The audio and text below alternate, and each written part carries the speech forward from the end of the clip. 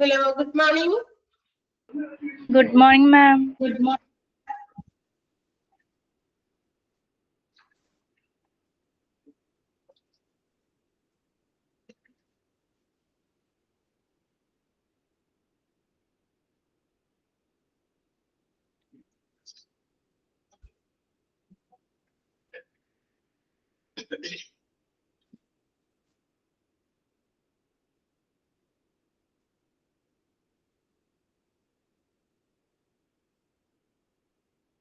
Yes.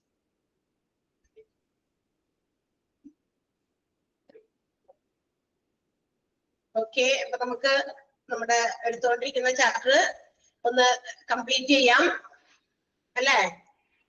ചെയ്യാലോ? 3-4 പേജും കൂടിയൊക്കെ ഉണ്ട് പഠിക്കാനായിട്ട്. അപ്പൊ അതുകൊണ്ട് അത് നമുക്കൊന്ന് പറയാം. റെഡി അല്ലേ എല്ലാവരും? വായിച്ചൊക്കെ നോക്കണല്ലേ? ഓക്കെ. യെസ്, അപ്പൊ നമ്മള് എടുക്കാനുള്ള ഭാഗം ഇവിടെ നിന്നാണ് തോന്നുന്നത് അല്ലെ? അബ്രീവിയേഷൻസ് നമ്പർ 234 അല്ലേ? 234.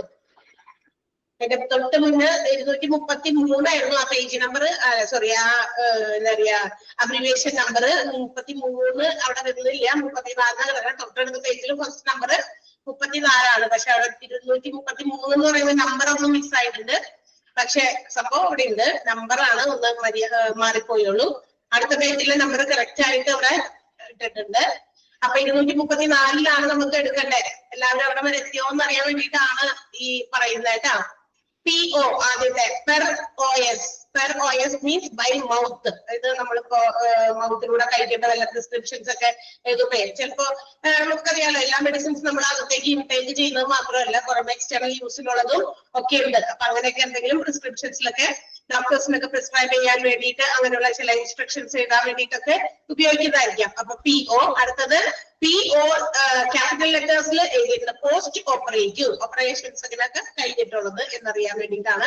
പോസ്റ്റ് ഓപ്പറേറ്റീവ് എന്ന് സൂചിപ്പിക്കാനാണെങ്കിൽ PO ക്യാപിറ്റൽ ലെറ്റേഴ്സ് ആണ് ഉപയോഗിച്ചിരിക്കുന്നത്. മറ്റേത് PO സ്മോൾ ലെറ്റേഴ്സ് ആണ് ഉപയോഗിച്ചിരിക്കുന്നത്. അടുത്തത് PO2. O2 എന്ന് പറയുന്നത് നമുക്കറിയാം ഓക്സിജൻ ആണ്. പാർഷ്യൽ പ്രഷർ ഓഫ് ഓക്സിജനെ സൂചിപ്പിക്കാനാണ് PO2 എന്ന് അബ്രീവിയേറ്റ് ചെയ്തിരിക്കുന്നത്. Partial pressure of oxygen PO2, ഓക്സിജന്റെ O2. PRN pro re nata as needed എന്നാണ് അതിന്റെ മീനിങ്. പ്രോ റേ നാറ്റ എന്നാണ്. P ഫോർ പ്രോ, റേ എന്നുള്ളതിനാണ് R, നാറ്റ എന്നുള്ളതിന് N. അതായത് ഇപ്പൊ ചില മരുന്നുകളില്ലേ നമ്മള് സാധാരണ പ്രിസ്ക്രൈബ് ചെയ്യുന്ന മരുന്നുകൾ എങ്ങനെയാണ് കാണിക്കുന്നത്? വേറൊരു ഇതിലാണ് എഴുതിയിരിക്കുന്നത്. പ്രോ റേ നാറ്റ എന്ന് പറയുന്നത്. ഇപ്പൊ നമ്മള് NB എന്ന് കാണുമ്പോ നോർത്തേപെന എന്ന് പറയുന്ന, അതായത് നമ്മള് കൂടുതൽ കോൺസെൻട്രേറ്റ് ചെയ്യണല്ലോ, വളരെ ഇമ്പോർട്ടന്റ് ആയിട്ടുള്ള കാര്യം സൂചിപ്പിക്കാൻ NB എന്നൊക്കെ പറഞ്ഞിട്ട് ഇടും അല്ലെ? ഇല്ലേ? നിങ്ങൾ അങ്ങനെ ഇടാറില്ലേ? NB to be noted for. നമ്മൾ നല്ല രീതിയിൽ അതൊന്ന് ശ്രദ്ധിക്കാൻ വേണ്ടിയിട്ടാണ് NB എന്നിടുക. നോർത്തേപെന എന്നാണ് അതിന്റെ ഒരു എന്താ പറയാ, അതിന്റെ ഒരു ഫുൾ ഫോം ആയിട്ട് പറയുമ്പോൾ. പക്ഷെ നമുക്ക് നമ്മുടേതായ ഇംഗ്ലീഷ് ലാംഗ്വേജിൽ അതൊക്കെ മനസ്സിലാവില്ല. അതുപോലത്തെ ഒരു ഇതാണ് ഇതും പ്രോ റേറ്റ നാറ്റ എന്ന് പറയുന്നത്. അതെന്ന് പറഞ്ഞാൽ നമ്മള് ചില മരുന്നുകള് എക്കോ ഉണ്ടോ? ശരി, എന്നാൽ ഞാൻ ആരെങ്കിലും സൗണ്ട് ഓൺ ആക്കിയിട്ടുണ്ടാവും, ഞാൻ ഓഫ് ചെയ്യാം. ഓക്കെ, ഇപ്പൊ ശരിയായോ? ഓക്കെ. അപ്പൊ പ്രോ റേ നാറ്റ എന്ന് പറയുന്നത് ഇതുപോലെ എന്താണ് പറയാ, ആസ് നീഡഡ്. ഇതുപോലെ തന്നെ നമ്മുടെ മെഡിസിൻസ് പ്രിസ്ക്രൈബ് ചെയ്യുന്ന സമയത്ത് ചില മെഡിസിൻസ് എന്താ പറയാ, നമുക്കൊരു സ്പെസിഫിക് ടൈമില് പെർ ഡേ, ഒരു ദിവസത്തിൽ ഒരെണ്ണം കഴിക്കണം, ഉച്ചയ്ക്ക് കഴിക്കണം, വൈകുന്നേരം കഴിക്കണം, 3 times a day കഴിക്കണം, അല്ലെങ്കിൽ 4 times a day, അല്ലെങ്കിൽ അറ്റ് റെഗുലർ ഇത്ര അവേഴ്സ് ഓഫ് ഇന്റർവെല്ലിൽ കഴിക്കണം. അങ്ങനെ ഒരു സ്പെസിഫൈഡ് ടൈം എന്താ പറയാ മെൻഷൻ ചെയ്തിട്ടായിരിക്കും മരുന്നുകളൊക്കെ തരാം. പക്ഷെ ചില മരുന്നുണ്ട് കേട്ടോ, അതെങ്ങനെയാണ് നീഡഡ്, ആവശ്യമുണ്ടെങ്കിൽ മാത്രം കഴിക്കുക. അങ്ങനെയുള്ള ചില മരുന്നുകളൊക്കെ സൂചിപ്പിക്കാൻ വേണ്ടിയിട്ടാണ് PRN പ്രോ റേ നാറ്റ എന്നതിന്റെ അബ്രീവിയേറ്റഡ് ഫോമായ PRN ഉപയോഗിക്കുക. അതിന് ആവശ്യമുണ്ടെങ്കിൽ കഴിച്ചാൽ മതി എന്ന്. മനസ്സിലായോ? അങ്ങനെയും പറയാറില്ലേ മെഡിസിൻസ്? നിങ്ങൾക്കൊക്കെ അങ്ങനെ എപ്പോഴെങ്കിലും അങ്ങനെ കിട്ടിയിട്ടുണ്ടോ? ആവശ്യമുണ്ടെങ്കിൽ മാത്രം കഴിച്ചാൽ മതി എന്നുള്ളതൊക്കെ. ഓക്കെ, അപ്പൊ അതിന് വേണ്ടിയിട്ടാണ്. അത് PSI സ്മോൾ ലെറ്റേഴ്സ് ആണ്. Pounds per square inch. Pounds per square inch എന്നതിനെ സൂചിപ്പിക്കാനാണ് PSI, pounds per square inch. അത് PSVT പാരോക്സിസ്മൽ സുപ്രാവെൻട്രിക്കുലർ ടാക്കികാർഡിയനെ സൂചിപ്പിക്കാനാണ്.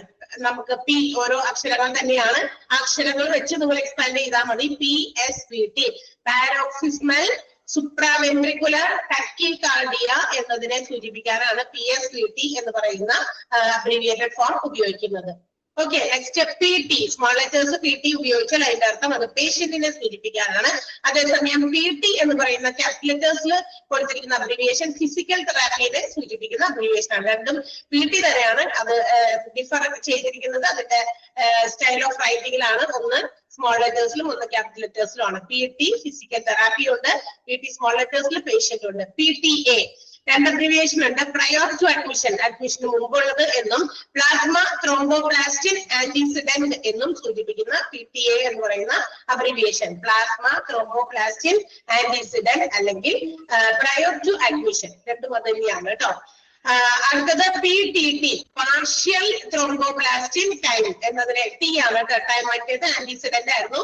ഇത് പാർഷ്യൽ ത്രോംബോപ്ലാസ്റ്റിൻ ടൈമിനെ സൂചിപ്പിക്കാനാണ് PTT എന്ന അബ്രീവിയേറ്റഡ് ഫോം ഉപയോഗിക്കുന്നത്. PVC for premature ventricular complex. അതുപോലെ തന്നെ പോളിവിനൈൽ ക്ലോറൈഡ് രണ്ടുമുണ്ട്, പോളിവിനൈൽ ക്ലോറൈഡും അതുപോലെ തന്നെ പ്രീമെച്യൂർ വെൻട്രിക്കുലർ കോംപ്ലക്സ് രണ്ടും PVCനെ സൂചിപ്പിക്കുന്നതാണ്.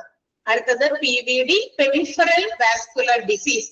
Peripheral vascular disease Q for every day, എല്ലാ ദിവസവും നിങ്ങളത് എന്താ പറയാ ഇങ്ങനെ ചെയ്യണം, അതും പ്രിസ്ക്രിപ്ഷൻസിലൊക്കെ ഉപയോഗിക്കുന്നത്. എവറി ഡേ, എവറി എന്ന് മാത്രമാണെങ്കിൽ Q ആണ്, എവറി ഡേക്കാണ് QD ഉപയോഗിക്കുക.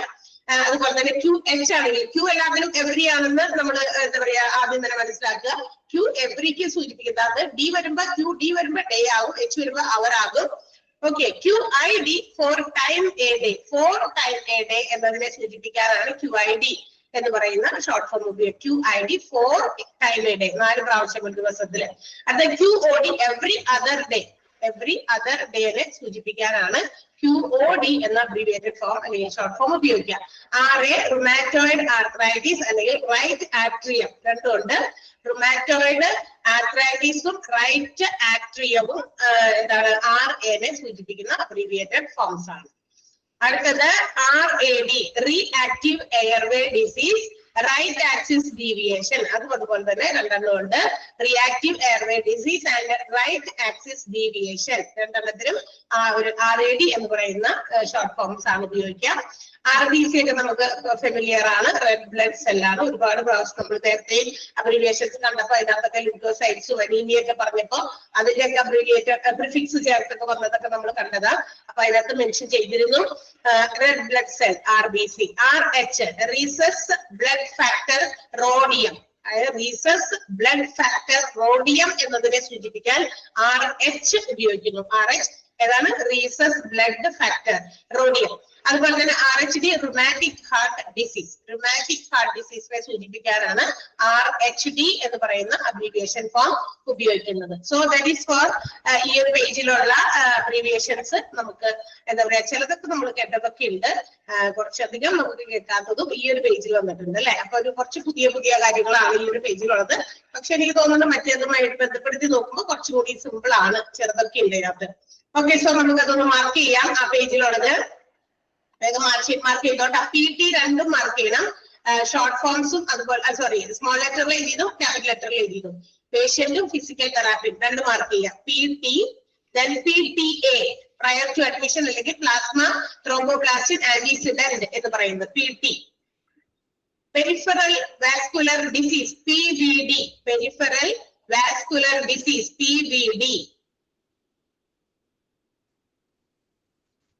Then RBC and RHD, RBCയും RHDയും.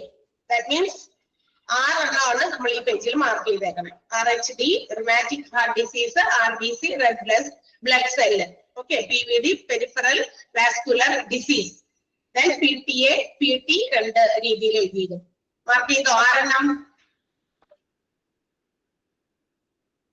കിട്ടി? ആറെണ്ണം നമ്പർ ഇവിടെ കൊടുത്തിട്ടുണ്ട്. കിട്ടാത്തവരുണ്ടെങ്കിൽ വേഗം ഒന്ന് നോക്കിയിട്ട് കറക്റ്റ് ചെയ്യാം. എന്നിട്ട് ആ ആറെണ്ണം ഇപ്പൊ നമ്മൾ അടയാളപ്പെടുത്തിയത് ഒന്നുകൂടി ഒന്ന് വായിച്ചു നോക്കുക.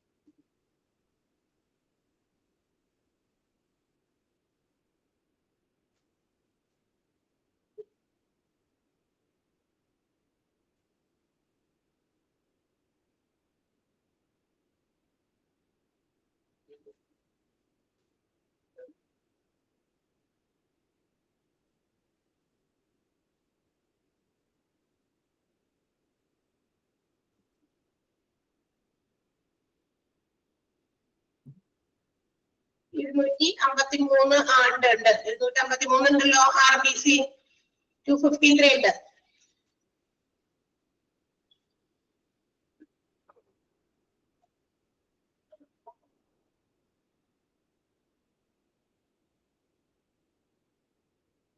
ഓക്കെ, അതിനെല്ലാം അടയാളപ്പെടുത്തിയില്ലേ?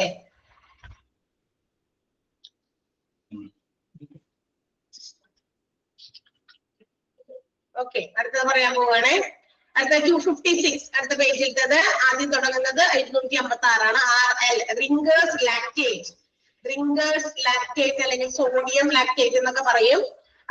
RL ആണ് റിംഗേഴ്സ് ലാക്ടേറ്റിനെ സൂചിപ്പിക്കുന്ന abbreviation. RLL right lower lobe of the lung. അതാണ് RLL lower lobe of the lung. അതിന്റെ ആ L മൂന്നുകളാണ് കേട്ടോ. Right lower lobe of the lung ആണ് RLL. RLQ എന്ന് പറയുന്നത് right lower quadrant of the abdomen. അതായത് റൈറ്റ് ലോവർ ക്വാഡ്രന്റ് ആണ് ഓഫ് ദ അബ്ഡമൻ. അബ്ഡമന്റെ ആണ് ആ ഭാഗം. അതുകൊണ്ട് തന്നെ RLQ എന്ന് പറഞ്ഞാലും റൈറ്റ് ലോവർ ക്വാഡ്രന്റ് എന്ന് മാത്രമായാലും കുഴപ്പമില്ല. ഓക്കെ, അടുത്തത് രജിസ്റ്റേർഡ് നേഴ്സിനെ സൂചിപ്പിക്കുന്ന RN. നേരത്തെ എവിടെയെങ്കിലും ചിലപ്പോ പഠിച്ചിട്ടുണ്ടാവും. രജിസ്റ്റേർഡ് നേഴ്സിന്റെ ഒക്കെ എവിടെയെങ്കിലും റെഫർ ചെയ്ത് വന്നിട്ടുണ്ടാകും. അപ്പൊ രജിസ്റ്റേർഡ് നേഴ്സിനെ അബ്രിവിയേറ്റ് ചെയ്തിരിക്കുന്നത് RN ആണ്. R/O അതായത് R ഇട്ടിട്ട് ഒരു സ്ലാഷ് ഇട്ടിട്ട് O സൂചിപ്പിക്കുന്നത് റൂൾ ഔട്ട് എന്നാണ്. Rule out. RL sorry RO R/O rule out ആണ്. ROM range of motion, rupture of membrane എന്നൊക്കെ സൂചിപ്പിക്കുന്നുണ്ട്. റേഞ്ച് ഓഫ് മോഷൻ ROM നമ്മൾ കമ്പ്യൂട്ടറിലൊക്കെ പഠിച്ചിട്ട് ROM RIM ഒക്കെ അല്ലെ, അതല്ല ഇവിടെ മെഡിക്കൽ ഫീൽഡിലെ range of motion, rupture of membrane എന്നതിനെ സൂചിപ്പിക്കാൻ ROM എന്ന് പറയുന്ന ഷോർട്ട് ഫോം ഉപയോഗിക്കുന്നു. RUL right upper lobe of the lung. Right നമ്മൾ നേരത്തെ ലോവർ പറഞ്ഞതുപോലെ L പറഞ്ഞില്ലേ, 3 L പറഞ്ഞതുപോലെ തന്നെ right upper lobe of the lung ഉണ്ട്. അപ്പൊ U വരുന്നുണ്ട് അതിന്റെ ഇടയിൽ കേട്ടോ. അടുത്ത RUQ right upper quadrant of the abdomen. Right upper quadrant ആണ്. ക്വാഡ്രന്റ് വന്നതുകൊണ്ടാണ് Q വന്നേക്കുന്നത്. RUQ. RX പ്രിസ്ക്രിപ്ഷൻ ആണ്. അതായത് ഡോക്ടേഴ്സ് എഴുതുമ്പോൾ പ്രിസ്ക്രിപ്ഷനിനകത്ത് അതിനകത്ത് എഴുതുന്ന സമയത്ത് ഒന്ന് ജസ്റ്റ് ഒന്ന് അതിൽ ഒന്ന് വായിച്ചു നോക്കിയാൽ നിങ്ങൾക്ക് അറിയാം. അവിടെ RX ഇട്ടിട്ട് ഇങ്ങനെ ഒരു ഹൈഫൻ ഇട്ടിട്ടൊക്കെ ഇങ്ങനെ എഴുതാറുണ്ട്. അപ്പൊ അതിന് എന്തൊക്കെ കാര്യങ്ങൾ എന്തൊക്കെ മരുന്നുകളാണ് ഡോക്ടർ പ്രിസ്ക്രൈബ് ചെയ്യുന്നതെന്ന് അത് മെൻഷൻ ചെയ്യുന്നതിന് മുമ്പ് അവിടെ എഴുതാറുണ്ട്. ചില പ്രിസ്ക്രിപ്ഷൻസിൽ ചില ഡോക്ടേഴ്സ് അത് എഴുതുന്നുണ്ട് വ്യക്തമായിട്ട്. RX എന്ന് എഴുതിയാൽ ഇതിനർത്ഥം പ്രിസ്ക്രിപ്ഷൻ എന്നാണത്. S ഇട്ടിട്ട് ഒരു ഹൈഫൻ ഇട്ടിട്ടുണ്ട് വിത്തൗട്ട്.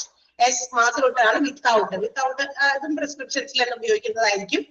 SC സബ്ക്യൂട്ടേനിയസ് സീക്രട്ടറി കമ്പോണന്റ് ആണ്. സബ്ക്യൂട്ടേനിയസ് സീക്രട്ടറി കമ്പോണന്റിനെ സൂചിപ്പിക്കുന്ന SC. അതുപോലെ തന്നെ വേറെ അതും കൂടി അവിടെ വന്നിട്ടുണ്ട്. സബ്ക്യൂട്ടേനിയസ് വരുന്ന SQ കൂടി ഒരു മാത്രമായിട്ട് വരുന്നുണ്ട്. അത് രണ്ടും കൂടി കണക്റ്റഡ് ആണ്. സബ്ക്യൂട്ടേനിയസ് സീക്രട്ടറി കമ്പോണന്റ് എന്ന് പറയുന്നതും ഉണ്ട് SC. അതുപോലെ SQ എന്ന് പറയുന്നത് സബ്ക്യൂട്ടേനിയസിനെ മാത്രം സൂചിപ്പിക്കുന്ന 271st എന്താ പറയാ ഒരു ഷോർട്ട് ഫോം അവിടെ ഉപയോഗിച്ചിട്ടുണ്ട്. നമുക്ക് റെഫർ ചെയ്യുന്ന സമയത്ത് നിങ്ങൾ അതൊക്കെ ഒന്ന് വായിച്ചു നോക്കാം.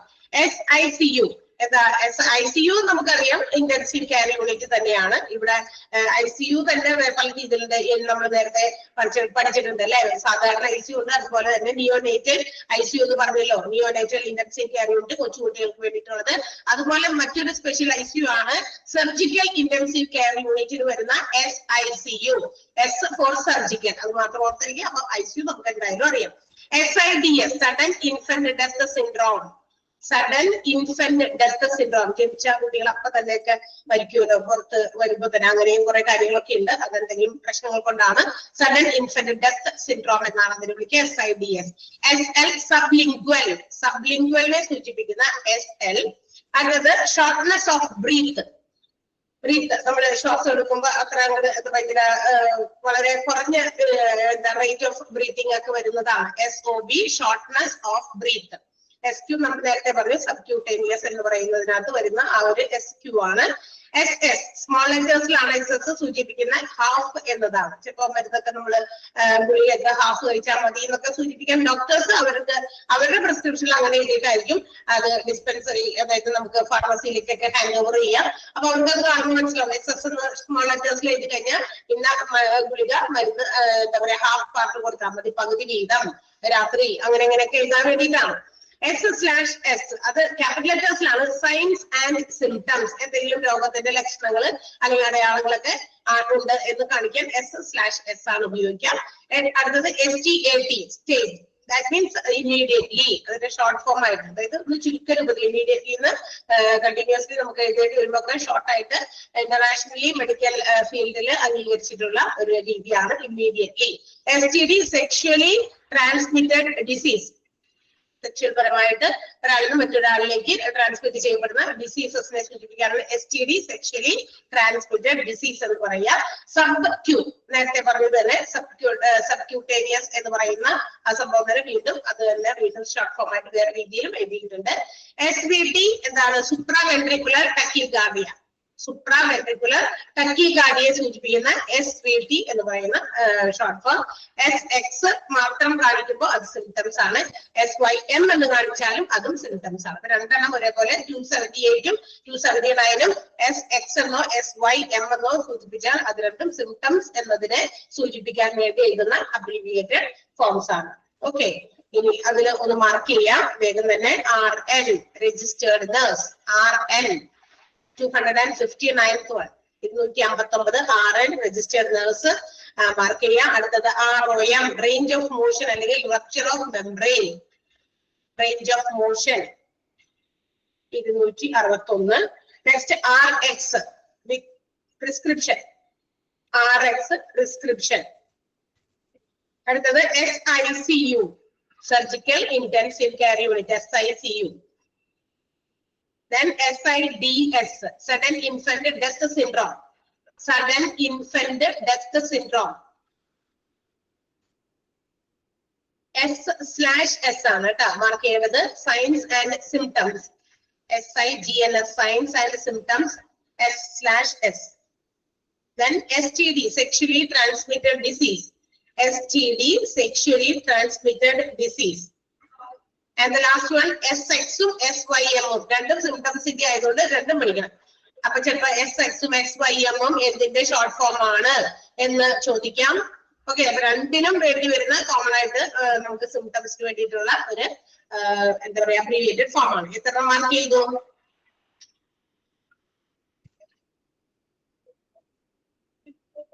ഈ പേജിൽ എത്ര മാർക്ക് ചെയ്തു?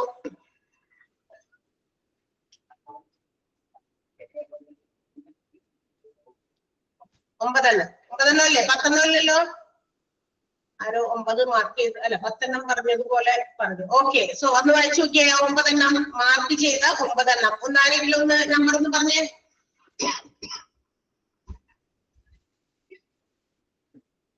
നമ്പർ ഒന്ന് റെഫർ ചെയ്യാമോ ഒന്നുകൂടി? ചിലർക്ക് കിട്ടിയില്ല എന്ന് തോന്നുന്നു. ഞാൻ തന്നെ പറയണോ? 259, 261, 259, 261, 264, 264, 267, 268, 273, 275, 278 and 279.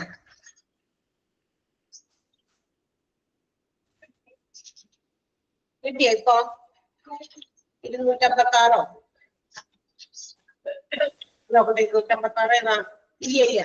ഇല്ല റിംഗേഴ്സ് ലാപ്റ്റേറ്റ് ഇല്ല. തുടങ്ങിയത് നമ്മുടെ RN ന്നാണ്. രജിസ്റ്റേർഡ് നഴ്സ് 259 തുടങ്ങിയത്. അവിടെ നിന്നാ തുടങ്ങിയത്. പോകാലോ അടുത്തയിലേക്ക്. നോട്ട് ചെയ്ത് പഠിക്കാവുന്നതേ ഉള്ളൂ, അത്രേ ഉള്ളൂ. അല്ലാതെ നമ്മൾക്ക് ഇനിയിപ്പോ ഇതിനെ കൂടുതൽ ഇതിന്റെ ഉള്ളിലേക്ക് പോയി നിങ്ങൾ ആരെങ്കിലും അങ്ങനെ ചെയ്തു നോക്കിയോ? ഞാൻ പറഞ്ഞിരുന്നു കഴിഞ്ഞ ക്ലാസ്സിൽ, ഏതൊരു ക്ലാസ്സിൽ പറഞ്ഞിരുന്നു, നമ്മൾ ഇതിന്റെ ഇത് കഴിച്ചു നോക്കി കഴിഞ്ഞു കഴിഞ്ഞാൽ അതിന് കൂടുതൽ എക്സ്പ്ലനേഷൻസ് ഒക്കെ കിട്ടും നിങ്ങൾക്ക്.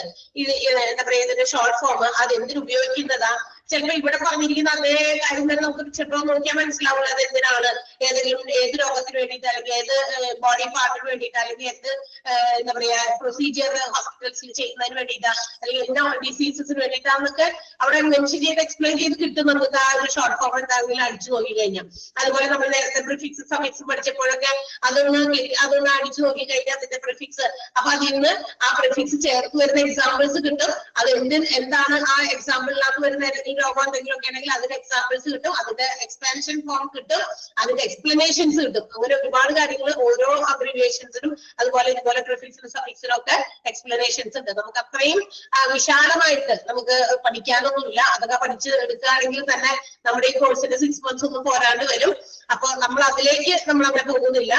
മാത്രമല്ല അത് നിങ്ങൾക്ക് നിങ്ങൾ ജസ്റ്റ് ഒന്ന് അറിയാൻ വേണ്ടി ഇങ്ങനെയുള്ള അബ്രിവിയേറ്റഡ് ഫോംസ് ആണ് ഹോസ്പിറ്റൽസ് പരസ്പരം അവര് അങ്ങോട്ടും ഇങ്ങോട്ടും, അതായത് ഹോസ്പിറ്റൽസിലെ സ്റ്റാഫ് അവർക്ക് കമ്മ്യൂണിക്കേറ്റ് ചെയ്യുമ്പോൾ അത് മനസ്സിലാക്കാൻ പറ്റും എന്ന് അറിയുന്നവർക്കാണ് അവരത് എഴുതുള്ളൂ. ഇപ്പൊ ഡോക്ടേഴ്സ് ഇതിപ്പോ ഫാർമസിയിലേക്ക് അല്ലെങ്കിൽ പ്രിസ്ക്രിപ്ഷൻസ് എഴുതുമ്പോൾ എന്തായാലും മരുന്നെടുക്കാൻ വേണ്ടിയിട്ട് എഴുതുമല്ലോ. അപ്പൊ അതെന്തായാലും ഫാർമസിയിലേക്കാണ് കൊടുക്കേണ്ടത്, അത് പിന്നെ പോകുന്നത്. അപ്പൊ അത് അവിടെ എത്തുമ്പോൾ അവർക്കത് റീഡബിൾ ആകണം, അല്ലെങ്കിൽ ആ ഒരു അബ്രിവിയേറ്റഡ് ഫോമോ അല്ലെങ്കിൽ മറ്റു പ്രിഫിക്സുകളോ ചേർത്ത് ഒരു വേർഡ് ഉണ്ടാക്കുമ്പോൾ അവർക്ക് കൂടി അത് മനസ്സിലാക്കണം. അപ്പൊ ആ രീതിയിലായിരിക്കും അതെന്ത് പ്രിസ്ക്രൈബ് ചെയ്യുക. പിന്നെ മാത്രമല്ല ഫാർമസിയിലെന്ന് വെച്ച് കഴിഞ്ഞാൽ മരുന്നുകളൊക്കെ ഇങ്ങനെ ഷോർട്ട് ഫോംസിലോ അല്ലെങ്കിൽ അതിന്റെ എന്തെങ്കിലും കാര്യങ്ങളൊക്കെ ചിലതൊക്കെ എഴുതുമ്പോൾ നമുക്കറിയാം അത് ഓൾറെഡി ഒരു ഇലക്ട്രോണിക് മെഷീന്റെ ഒരു ഹെൽപ്പോട് കൂടി അത് ഒരു എന്താ പറയാ കറക്റ്റ് നേരെ നമുക്ക് വായിക്കാൻ പറ്റുന്ന ഒരു ഓർഡറിലേക്ക് അത് ട്രാൻസ്ക്രൈബ് ചെയ്യുന്നുണ്ട്. അങ്ങനെ ഒരു പ്രൊസീജിയർ അവിടെ നടക്കുന്നുണ്ട്.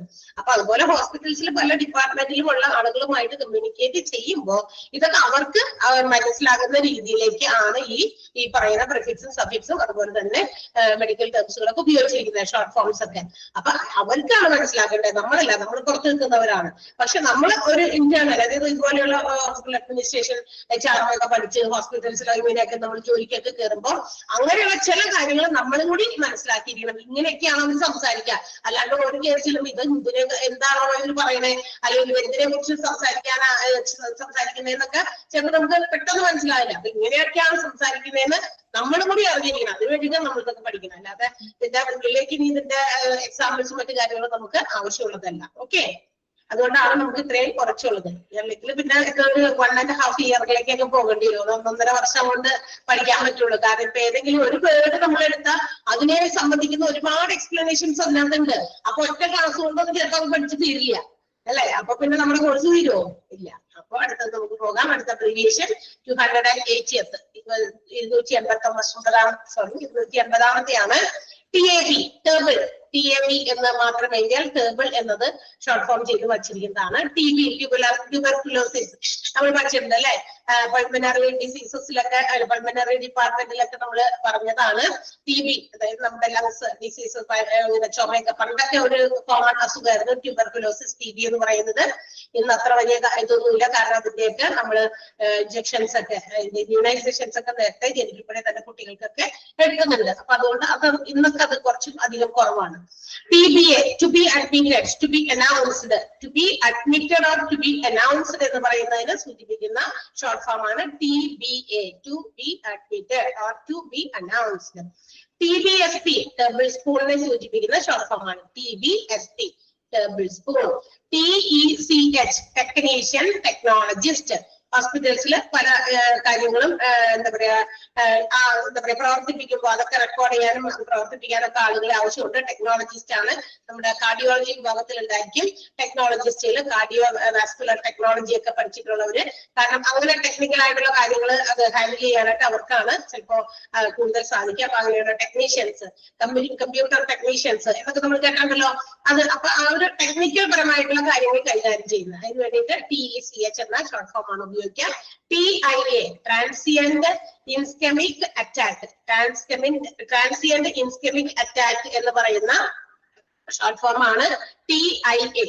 ഓക്കെ, അടുത്തത് TID, 3 times a day. നമ്മൾ നേരത്തെ 4 times a day QID പറഞ്ഞതുപോലെ ഇവിടെ 3 times a day ആണ് TID. TKO, to keep open, to keep open, തുറന്നു വെക്കുക എന്നൊക്കെ അർത്ഥം വരുന്നതാണ് TKO. TPR, temperature, pulse, respiration. അല്ലെ? ടെമ്പറേച്ചറും പൾസും റെസ്പിറേഷനും ഒക്കെ അതിന്റെ അളവുകൾ എടുക്കുന്നത് ഒരു എന്താ പറയാ വൈറ്റൽസ് എടുക്കുന്നതിന് ഈക്വൽ ആണ്. അപ്പൊ വൈറ്റൽസ് എടുക്കാനൊക്കെ ചിലപ്പോ പറയുന്നതിന് പകരം ഇങ്ങനെ TPR ഒക്കെ എടുക്കുക എന്നുള്ളതായിരിക്കും ചിലപ്പോ പ്രിസ്ക്രിപ്ഷനിലോ ഇൻസ്ട്രക്ഷൻസിലൊക്കെ ഡോക്ടേഴ്സ് ചിലപ്പോ റെഫർ ചെയ്യാം. അപ്പൊ അതാണ് TSPയും നേരത്തെ നമ്മുടെ ടേബിൾ സ്പൂണിന്റെ വേറെ ഒന്നും കൂടി പറഞ്ഞിരുന്നു, TBSPയും പറഞ്ഞു. അപ്പൊ രണ്ടും ടേബിൾ സ്പൂൺ, അത് ടേബിൾ സ്പൂണും ഇത് ടീസ്പൂണും ആണ് കേട്ടോ.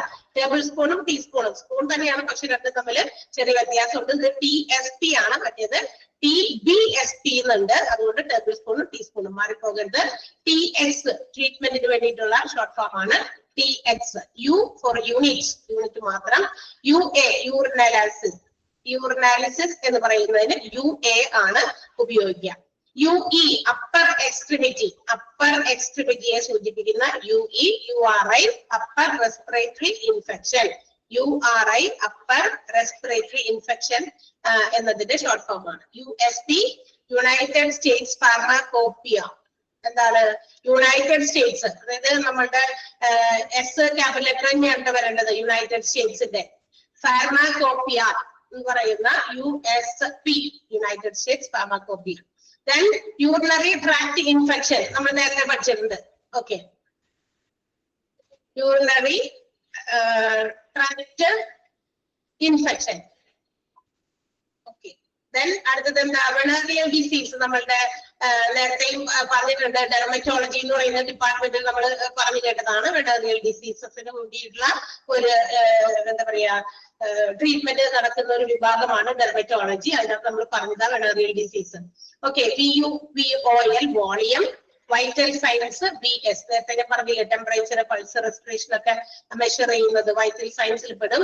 W ഒരു സ്ലാഷ് ഇട്ടിട്ടുണ്ട്, വിത്ത് എന്നാണ്. W സ്ലാഷ് വിത്ത് ആണ്. WBC വൈറ്റ് ബ്ലഡ് സെൽസ് ആണ്. RBC പോലെ തന്നെ മറ്റൊരു ഇതാണ് നമ്മുടെ white blood cells. WNL within normal limit, within normal ലിമിറ്റിനെ സൂചിപ്പിക്കുന്ന WNL. then W/O ഉണ്ട്, വിത്തൗട്ട് ആണ്. W/O without. അപ്പൊ ഇത്രയുമാണ് നമ്മളുടെ ഈ ഒരു പേജിൽ നമുക്ക് പഠിക്കാനുള്ള അബ്രീവിയേഷൻസ്. ഒന്ന് മാർക്ക് ചെയ്യാം. യെസ്, മാർക്ക് ചെയ്യേണ്ടത് ആദ്യത്തെ TB 281 കേട്ടോ. 281ാമത്തെ TBA, to be admitted, to be announced. TBA, tablespoon. TBST, tablespoon.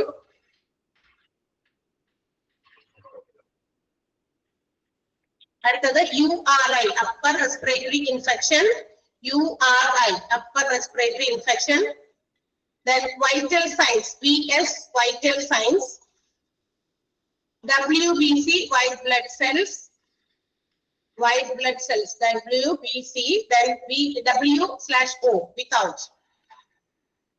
W/O without നെ സൂചിപ്പിക്കുന്ന അബ്രിവിയേഷൻ ആണ്.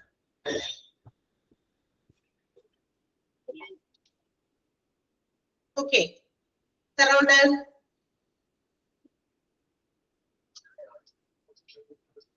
7 അല്ലേ? 7. ഓക്കെ, 7 ഈ പേജിലുള്ളത്.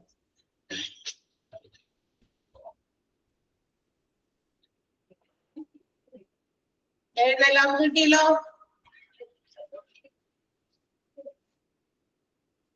യെസ്, അടുത്ത പേജില് കുറച്ച് ലെറ്റേഴ്സും അതുപോലെ തന്നെ കുറച്ച് എന്താ പറയാ സിംബൽസ് അങ്ങനെയൊക്കെ ഉള്ളതാണ് കേട്ടോ.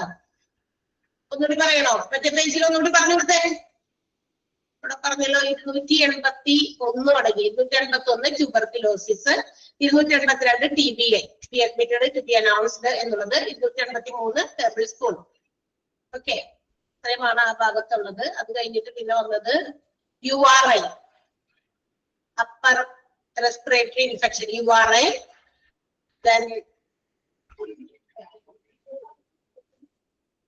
vital signs 299, vital signs. പിന്നെ 301 white blood cells, and last 303 without.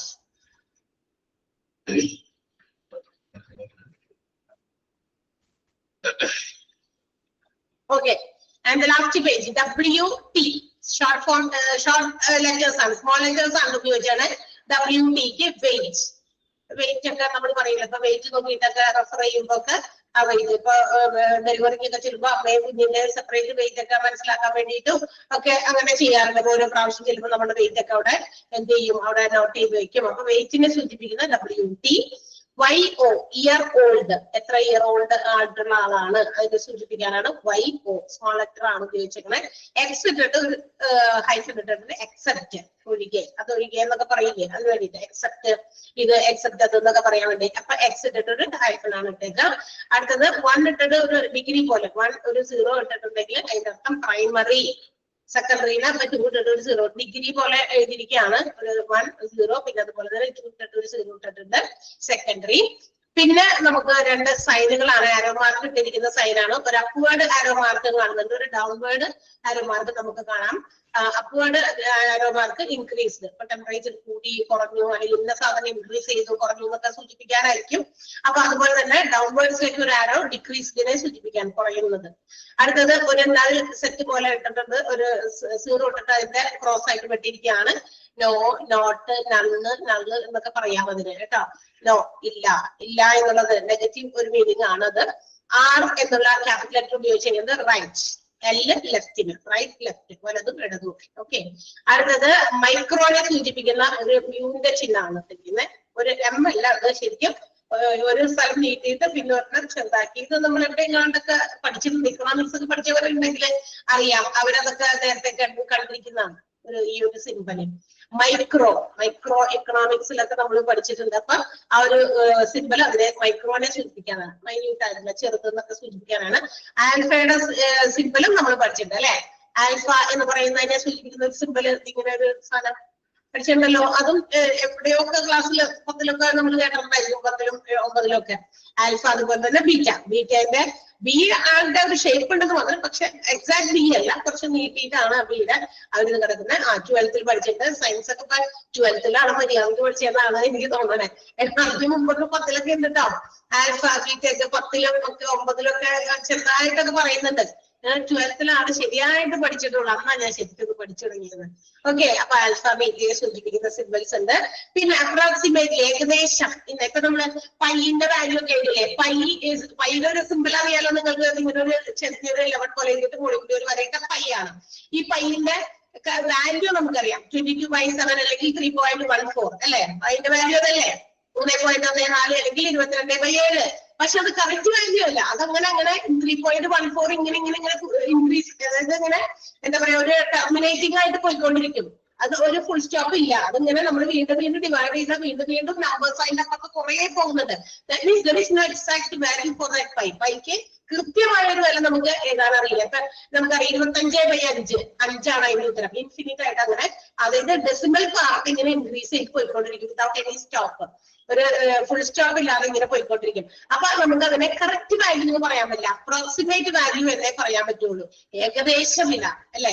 അപ്പൊ അതുപോലെ അപ്പൊ നമ്മൾ എങ്ങനെ ഉപയോഗിക്കുക അപ്രോക്സിമേറ്റ്? ഇതിങ്ങനെ ഒരു സാധനം അല്ലെ, ഇങ്ങനെ കറക്റ്റ് ഒരു ലെവൽ അല്ല, ഈക്വൽ സൈൻ അല്ല, അതിന്റെ ഒരെണ്ണം എടുത്തിട്ട് നിങ്ങൾ വളച്ചിട്ടേക്കുന്ന പോലെ, ഇങ്ങനെ മറിച്ചിടുന്ന പോലെ അപ്രോക്സിമേറ്റ്ലി ആണ് അപ്പൊ അതിനെ സൂചിപ്പിക്കുന്ന സിമ്പല്. അടുത്തത് X2 റൈംസ് ടു എന്നതിനെ സൂചിപ്പിക്കാനാണ് X2 എന്ന് ഉപയോഗിക്കാം.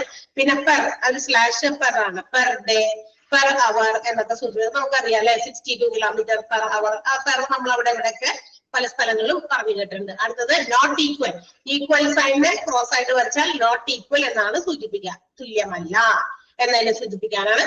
അടുത്തൊക്കെ നമുക്ക് മാത്സിലൊക്കെ പഠിക്കുന്ന കാര്യങ്ങളാണ്. അതുപോലെ തന്നെ ഗ്രേറ്റർ ദാൻ, എങ്ങോട്ടേക്ക് തിരിഞ്ഞിരിക്കും ഗ്രേറ്റർ ദാൻ, എങ്ങോട്ട് തിരിഞ്ഞിരിക്കുന്ന ഗ്രേറ്റർ ദാൻ, ഓരോരുത്തർ ഇരിക്കുന്ന പൊസിഷനിൽ നോക്കുക. അതായത് നമ്മുടെ ആ ഒരു വീട് ആ ഒരു ഇത് തുറന്നിരിക്കുന്ന ഭാഗം എവിടേക്ക് ലെഫ്റ്റ് സൈഡിലേക്ക് തുറന്നിരിക്കുകയാണെങ്കിൽ അത് ഗ്രേറ്റർ ദാന്റെയും നേരെ തിരിച്ച് അല്ലാതെ റൈറ്റ് സൈഡിലേക്ക് തിരിഞ്ഞിരിക്കുമ്പോൾ അത് ലെസ് ദാനും സൂചിപ്പിക്കുന്ന സിമ്പിൾസ് ആണ്. ക്വസ്റ്റ്യനബിൾ, ക്വസ്റ്റ്യൻ മാർക്കാണ് ക്വസ്റ്റ്യനബിളിനെ സൂചിപ്പിക്കുന്നത്. ഇതാണ് എന്തുകൊണ്ട് അങ്ങനെ എന്നൊക്കെ പറഞ്ഞ് ചിലപ്പോൾ അവർ സൂചിപ്പിക്കാനായിരിക്കും ഒരു ക്വസ്റ്റ്യൻ മാർക്ക് അവിടെ ഇട്ട് വെച്ചിട്ടുണ്ടാകും. പിന്നെ ഒരു ട്രയാങ്കിൾ ഒരു ചെറിയ ചിഹ്നം കൊടുത്തിട്ട് ചേഞ്ച്, നമ്മൾ അതും ചെറിയ ക്ലാസ്സിലൊക്കെ പഠിച്ചിട്ടുണ്ട്. ഡെൽറ്റ, അത് തന്നെ ഡെൽറ്റ പി, അതായത് പ്രൈസിൽ ഉണ്ടാകുന്ന വ്യത്യാസത്തെ സൂചിപ്പിക്കാനാണ് ഡെൽറ്റ എന്ന് പറയുന്ന സാധനം ഉപയോഗിക്കുക. അതിന്റെ ഒരു ചെറിയ ഒരു ട്രയാങ്കിൾ ഒരു ഷേപ്പാണ് കൊടുക്കുക. ഓക്കെ, പിന്നെ നെഗറ്റീവിന്റെ ചിഹ്നം തന്നെയാണ് കൊടുത്തത്, ഒരു മൈനസ് ചിഹ്നം കൊടുത്തിട്ടുണ്ട്. ആൻഡ് ലാസ്റ്റ് 3 കൊടുത്തേക്കുന്നത് മെയിലിനെ ഫീമെയിലിനെ സൂചിപ്പിക്കാൻ ഒരു പടം പോലെ വരച്ചിട്ടുണ്ട് അല്ലെ. നേരെ നിൽക്കുന്നത് ഫിമെയിൽ ആണ്, ഒരു തലയും ഇങ്ങനെ അല്ലെ ഇട്ടിട്ടുണ്ട്. അത് കുറച്ച് ഇങ്ങനെ താഴേക്കാണ് അതിന്റെ ഒരു ഭാഗം പോയിരിക്കുന്നത്, റൗണ്ട് ഷേപ്പ്. ഒരു സൈഡിലേക്കുള്ള ഒരു ആരോ മാർക്കായിട്ട് സൂചിപ്പിക്കുന്നത് മെയിലിനെ സൂചിപ്പിക്കുന്നതാണ്. ഓക്കെ, അപ്പൊ ആ സിംബൽസ് രണ്ടും വ്യത്യാസം ഉണ്ട് കേട്ടോ. ഈ സിംബൽസും അടക്കം ആണ് നമുക്ക് എന്താ പറയാ പഠിക്കാനൊക്കെ ഉള്ളത്.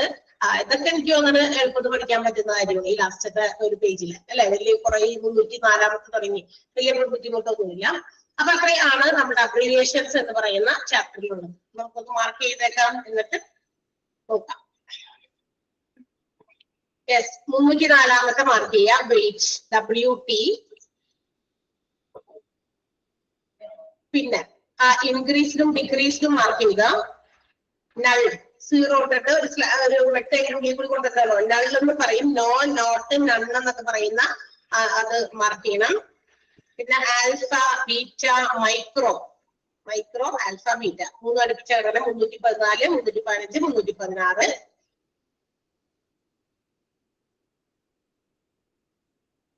ഓക്കെ, പിന്നെ ഡെൽറ്റ നെഗറ്റീവും ലെസ് ദാനും ഗ്രേറ്റർ ദാനും ഒന്നും ആവശ്യമില്ല, കാരണം അതൊക്കെ നമുക്ക് അറിയില്ലാത്ത അല്ലെ.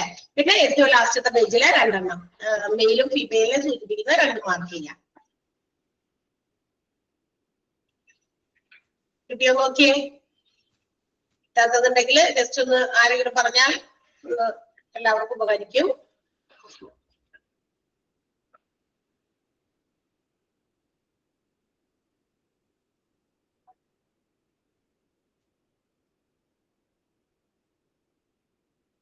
ഓക്കെ, 10.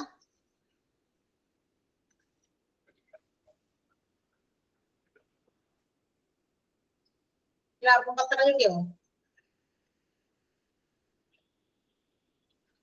മ്യൂ എന്നൊക്കെ പറയും. ഒരു പ്രൊനൗൺസിയേഷൻ അങ്ങനെയാണ്. മ്യൂ എന്നാണ് നമ്മൾ അതിനെ പ്രൊനൗൺസ് ചെയ്യുക. എം പോലത്തെ സിംബൽ അതൊക്കെ പഠിച്ചിട്ടുണ്ട് നമ്മള്. എക്കണോമിക്സ് എടുത്തവർക്ക് ആണെങ്കിൽ അറിയാം. എനിക്ക് മാത്സില് മ്യൂ ഉണ്ടോ എന്ന് എനിക്ക് സംശയമുണ്ട്.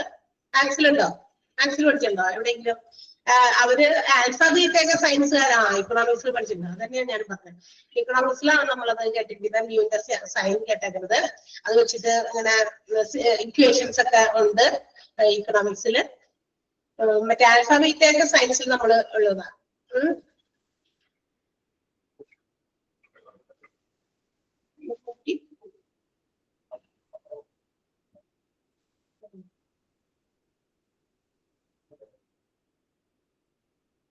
ഓക്കെ, 10 കിട്ടിയല്ലോ എല്ലാവർക്കും. ഇപ്പൊ നമ്മള് മൊത്തത്തിൽ എത്ര മാർക്ക് ചെയ്തിട്ടുണ്ടെന്ന് പറയാമോ? ഇത് ആകെ എത്ര ഉണ്ടെന്ന് അറിയോ? Abbreviations, prefix, root forms, suffix എല്ലാം കൂടി എത്ര ഉണ്ട് ടോട്ടൽ? ആരെങ്കിലും എന്നെ നോക്കിയിരുന്നോ? 327 അബ്രീവിയേഷൻസ് ഉണ്ട് അല്ലെ. മൊത്തം എത്ര മാർക്ക് ചെയ്തെന്നൊന്ന് നോക്കിയേക്ക്. ആകെ എല്ലാം കൂടി ചേർത്ത്.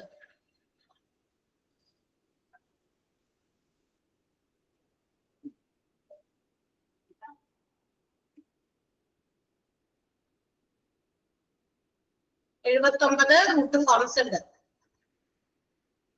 റൂട്ട് വേർഡ്സ് 79 ഉണ്ട്.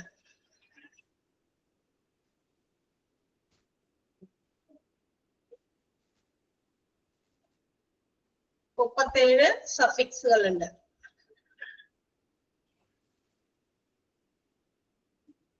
127 പ്രിഫിക്സുകളും ഉണ്ട്. മൊത്തം 570 ഉണ്ട്. 570 മെഡിക്കൽ ടേംസ് ആണ് നമ്മൾ ഇവിടെ ഇത്രയും എന്താ പറയാ പറഞ്ഞത്. 2-3 ക്ലാസ് കൊണ്ട് 3-4 ക്ലാസ് ഒക്കെ എടുത്തു തോന്നുന്നത്. അതില് എത്ര എണ്ണം ടോട്ടൽ മാർക്ക് ചെയ്തിട്ടൊന്ന് നോക്കി പറഞ്ഞേ.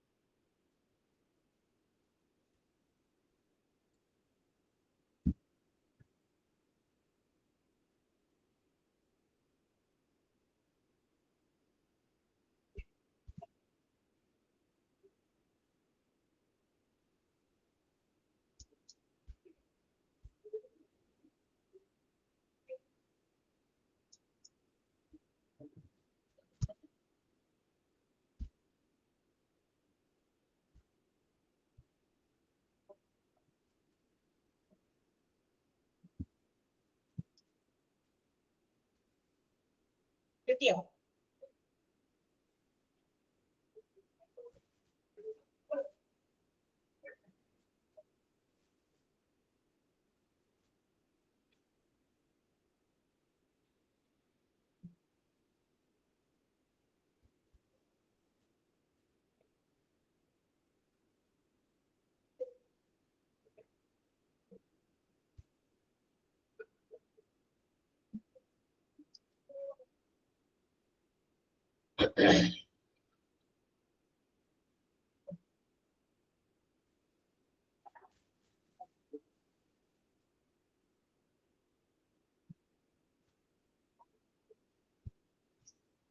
കിട്ടില്ല? ആരും എണ്ണി വെച്ചിട്ടുണ്ടായിരുന്നില്ല ആരും?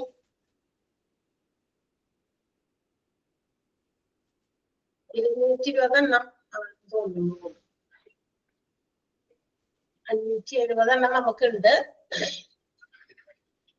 അതിൽ 220. അതിൽ നമ്മൾ എത്രണ്ണമൊക്കെ പഠിച്ചു? നിങ്ങൾ കുറച്ചൊക്കെ പഠിച്ചാ? എല്ലാ ദിവസവും ഇരുന്ന് പഠിക്കുന്നുണ്ടോ?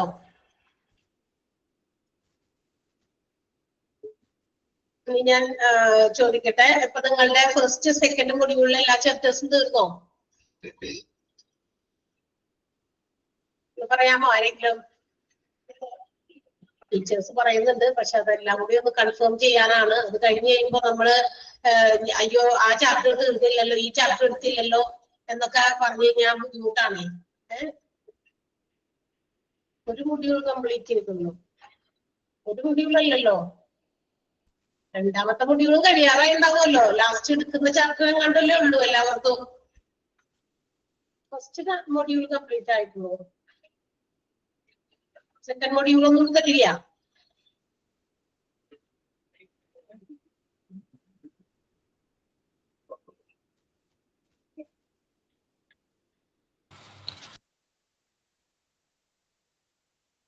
ഞാൻ ചോദിക്കുന്നത് പിന്നെ ഫസ്റ്റ് മൊഡ്യൂൾ എന്ന് പറയാ ചിലര്. ഞാൻ ചോദിക്കട്ടെ, ഫസ്റ്റ് മൊഡ്യൂളില് എല്ലാ എത്ര ചാപ്റ്റർ ഉണ്ടെന്ന് നിങ്ങൾക്ക് അറിയോ? ഞാൻ സൗണ്ട് ഓപ്പൺ ആക്കിയിട്ടുണ്ട്, അതായത് അൺമ്യൂട്ട് ചെയ്തിട്ടുണ്ടോ എന്ന് പറയാമോ? കാരണം ഇത് ലാസ്റ്റ് വരുമ്പോ ചില ബാച്ചസുകാർ ഇങ്ങനെ 13 ചാപ്റ്റർ ഉണ്ട്, അത് ഫുൾ എടുത്ത്. ഫസ്റ്റ് മൊഡ്യൂളിൽ 13 ചാപ്റ്റർ ഉണ്ട്. അതിലും മിസ്റ്റേക്ക് ഒന്നുമില്ലല്ലോ? എല്ലാ ചാപ്റ്ററും കംപ്ലീറ്റ് ചെയ്തു തന്നെയല്ലേ എല്ലാവർക്കും? അത് ഫസ്റ്റ് കംപ്ലീറ്റ് മൊഡ്യൂളിൽ 13 ചാപ്റ്റർ ഉണ്ട്, 13 ചാപ്റ്ററും എടുത്തു എന്ന് തന്നെയാണ്. നമുക്ക് അതൊക്കെ കുറെ ദിവസമായി. ഇനി സെക്കൻഡ് മൊഡ്യൂളില് സ്റ്റിൽ ഏതാണ് ഇനി എടുക്കാനുള്ള ചാപ്റ്റർ? ഏതാണ് എടുത്ത് തുടങ്ങാനോ അല്ലെങ്കിൽ ഏതെങ്കിലും ചാപ്റ്റർ തുടങ്ങാനുണ്ടോ? ഇല്ലല്ലോ, എല്ലാം തുടങ്ങിയിരിക്കുന്നത്. അതായത് ഓൺ ഗോയിങ് ചാപ്റ്റേഴ്സ് അല്ലേ? തുടങ്ങിയിരിക്കുന്നുണ്ട്, തുടങ്ങാൻ ഇനിയൊന്നുമില്ല. അങ്ങനെയാണ് ഞാൻ പറഞ്ഞത്. നിങ്ങളിപ്പോ ഒന്നാമത്തെ മൊഡ്യൂൾ തീർന്നു, ബാക്കി രണ്ടാമത്തെ മൊഡ്യൂളില് എത്ര ചാപ്റ്റർ ഉണ്ട്? 15 ചാപ്റ്റർ ഉണ്ട് രണ്ടാമത്തെ മൊഡ്യൂളിൽ അല്ലേ? ഏറ്റവും കൂടുതൽ ചാപ്റ്റേഴ്സ് ഉള്ളത് രണ്ടാമത്തെ മൊഡ്യൂളാണ്. 15 ചാപ്റ്റർ ഉണ്ട്. കുറച്ച് ലെങ്തി ചാപ്റ്റേഴ്സും ഉണ്ട് അതിനകത്ത്. ഇപ്പൊ ഈ മെഡിക്കൽ ടെർമിനോളജി അങ്ങനെ ഇത്ര വലിയ സുഖമുള്ള കാര്യമൊന്നുമല്ല അതിങ്ങനെ കേട്ടോണ്ടിരിക്കാന്ന് പറഞ്ഞു കഴിഞ്ഞാൽ. നമുക്ക് ഇങ്ങനെ എന്തെങ്കിലും എഴുതി വെച്ചിട്ട് വായിച്ച് അതിങ്ങനെ അറിയുന്നത് പോലെയല്ല. ഇത് നമുക്ക് ഇങ്ങനെ പത്തമായി പൂച്ച എന്ന് പറയുന്ന പോലെ പഠിക്കാൻ പറ്റുന്ന ഒരു സാധനം മാത്രമാണ്. കാരണം നമുക്ക് അങ്ങനെ പഠിക്കേണ്ട ആവശ്യമുള്ളത്. അപ്പൊ അങ്ങനത്തെ ഒരു ചാപ്റ്റർ. അപ്പൊ ആ 15 ചാപ്റ്ററിൽ ഏകദേശം എല്ലാം കംപ്ലീറ്റ് ചെയ്യുന്നതാണ് ടീച്ചേഴ്സ് എന്നോട് പറഞ്ഞിട്ടുള്ളത്. നേഴ്സിംഗ് അഡ്മിനിസ്ട്രേഷൻ ഏത് മേമാ എടുത്തേ? അത് മാർക്ക് ചെയ്തിട്ടില്ല. എടുത്തു പോകുന്ന ചാപ്റ്റർ നമ്മൾ മാർക്ക് ചെയ്യുന്നുണ്ടല്ലോ നിങ്ങൾ തന്നെ. നേഴ്സിംഗ് അഡ്മിനിസ്ട്രേഷൻ ആരാ എടുത്തെന്നൊന്ന് പറഞ്ഞു. അത് ഷോളി മിസ് ആണ് എടുത്തത്. എടുത്തു തീർന്നിട്ടില്ലേ? അത് എടുത്തു കഴിഞ്ഞിട്ടുണ്ടാവുമല്ലോ, ടീച്ചർ സബ്മിറ്റ് ചെയ്തു. പക്ഷെ അതില് നമുക്ക് അത്ര ക്ലിയർ ആയിരുന്നില്ല ആ ക്ലാസ് എല്ലാവർക്കും. ബാക്കി മിസ്സിന്റെ പോലെ ബാക്കി എല്ലാ ടീച്ചേഴ്സ് നന്നായി ചെയ്തു. ആ ചാപ്റ്റർ ഞങ്ങൾക്ക് അത്ര എഫക്റ്റീവ് ആയി തോന്നിയില്ല. ഏത് ചാപ്റ്റർ? Nursing administration. കുറച്ച് ക്ലാസ് എനിക്ക് അറ്റൻഡ് ചെയ്യാൻ പറ്റിയിട്ടില്ലായിരുന്നു, അതില് ബാക്കി എല്ലാ പോയതായിരിക്കാം. ചാപ്റ്റേഴ്സും ഓക്കെയാണ്, എല്ലാതും നന്നായി എടുത്തിട്ടുണ്ടായിരുന്നു. പക്ഷെ ആ ചാപ്റ്റർ മാത്രം ഞങ്ങൾക്ക് അത്ര ഒരു പ്രശ്നമുള്ളതായി തോന്നി ടീച്ചർ. ഡയറ്ററി സർവീസ് ആരാ എടുത്തേ? ഡയറ്ററി സർവീസിന്റെ ക്ലാസ് ആരാ എടുത്തേ? രമ്യ മിസ് എടുത്ത്. രമ്യമാണോ? ഓക്കെ. ഈ നഴ്സിംഗ് അഡ്മിനിസ്ട്രേഷൻ ഈ ഫസ്റ്റ് മൊഡ്യൂളിലുള്ളതാണോ? അല്ലല്ല, സെക്കൻഡ് മൊഡ്യൂൾ. അത് ഷെറീന മിസ് ആയിരുന്നു തുടങ്ങിയത്. ആ മിസ് പകുതി വെച്ച് അത് ഡിസ്കണ്ടിന്യൂ ചെയ്തപ്പോ സോളി മിസ് ക്ലാസ് കണ്ടിന്യൂ ചെയ്തതാ. ആണോ? ആ ഷെറീന മിസ് തന്നെ തുടങ്ങി. Nursing administration. ബാക്കി എല്ലാ ചാപ്റ്റേഴ്സും തീർന്നു. ഇപ്പൊ ടീച്ചേഴ്സ് ഓരോരുത്തരും എടുത്തുകൊണ്ടിരിക്കുന്ന ചാപ്റ്റർ ലാസ്റ്റ് ഭാഗമൊക്കെ എത്തിക്കൊണ്ടിരിക്കുകയാണ് അല്ലേ? അതെ. അതെ അതെ. അപ്പൊ നിങ്ങൾക്ക് ആ 1-2 ചാപ്റ്റേഴ്സ് കഴിയുമ്പോ ഏകദേശം അറിയാലോ, നമുക്ക് എക്സാംസ് ഒക്കെ ഉണ്ടാകും. അപ്പൊ അതൊക്കെ ആവാറായിട്ടുണ്ട്. അതുകൊണ്ടാണ് ഞാൻ ചോദിച്ചത്, ഒന്നുകൂടി ഒന്ന് കൺഫേം ആക്കാൻ വേണ്ടി നിങ്ങളുടെ അടുത്തുനിന്ന്. നഴ്സിംഗ് അഡ്മിനിസ്ട്രേഷൻ നോക്കട്ടെ. സെക്കൻഡ് ചാപ്റ്റർ സെക്കൻഡ് മൊഡ്യൂളിലാണ്. സെക്കൻഡ് ചാപ്റ്റർ സെക്കൻഡ് മൊഡ്യൂളില് സെക്കൻഡ് മൊഡ്യൂളിൽ രണ്ടാമത്തെ ചാപ്റ്റർ അല്ലേ? നമ്മുടെ ഫസ്റ്റ് മൊഡ്യൂളിലെ ഇൻപേഷ്യന്റ് ഡിപ്പാർട്ട്മെന്റിന്റെ ഏത് മാം അടുത്ത്? ഇൻപേഷ്യന്റ് ഡിപ്പാർട്ട്മെന്റ് പേഷ്യന്റ് ഒക്കെ ആരായിരിക്കും? പ്രീസ മേഡം ആണോ? പ്രീസ മിസ്. അതെ. പ്രീസ മിസ്സിന്റെ ടോപ്പിക് ആണത്. നഴ്സിംഗ് അഡ്മിനിസ്ട്രേഷൻ നിങ്ങൾക്ക് അതിന്റെ ഏത് ഭാഗം പിള്ളേരെ മനസ്സിലാവാഞ്ഞത്? ഫുള്ളാണോ? ആ ചാപ്റ്ററിൽ നമുക്ക് എടുത്തപ്പോഴേ ഞങ്ങൾക്ക് പ്രോബ്ലം ഉണ്ടായിരുന്നു. അങ്ങനെ ഞങ്ങൾ കംപ്ലൈന്റ് പറഞ്ഞത്. അത് കഴിഞ്ഞപ്പോഴാണ് ടീച്ചറെ മാറ്റിയത്. ഫസ്റ്റ് പേജിലെ പകുതി വരെ ഷെറീന മിസ് എടുത്തിണ്ടായിരുന്നുള്ളൂ. ബാക്കിയൊക്കെ സോളി മിസ് ആയിരുന്നു എടുത്തത്.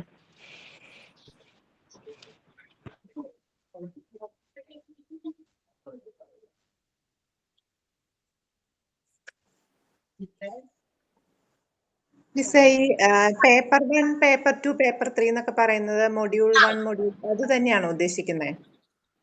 പേപ്പർ 1ഉം പേപ്പർ 2, പേപ്പർ 3 എന്നൊക്കെ പറയുന്നത് തന്നെയാണ് മൊഡ്യൂൾ 1, മൊഡ്യൂൾ 2, മൊഡ്യൂൾ 3 എന്ന് പറയുന്നത് കേട്ടാ. അതങ്ങനെ അങ്ങനെ ഒരു രീതിയിലാണ് അവരവിടെ എക്സാമ്പിൾ കൊടുത്തേക്കണേ.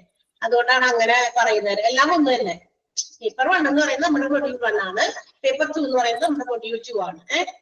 അപ്പൊ 1ഉം 2ഉം കഴിഞ്ഞിട്ടാണോ എക്സാം വരുന്നത്, അതോ 3ഉം 4ഉം കഴിഞ്ഞിട്ടാണോ? ഫുൾ കഴിഞ്ഞിട്ടാണോ? ഇപ്പൊ 2 കഴിഞ്ഞില്ലേ? 2 കഴിയാറായിരിക്കല്ലേ? അതിനാണ് ഞാനൊന്ന് കൺഫേം ചെയ്തത്. നിങ്ങൾക്ക് ഇനി ഏതെങ്കിലും ചാപ്റ്റർ മിസ്സായി പോയിട്ടുണ്ടോ എന്നറിയാൻ കൂടി വേണ്ടിയിട്ടാ.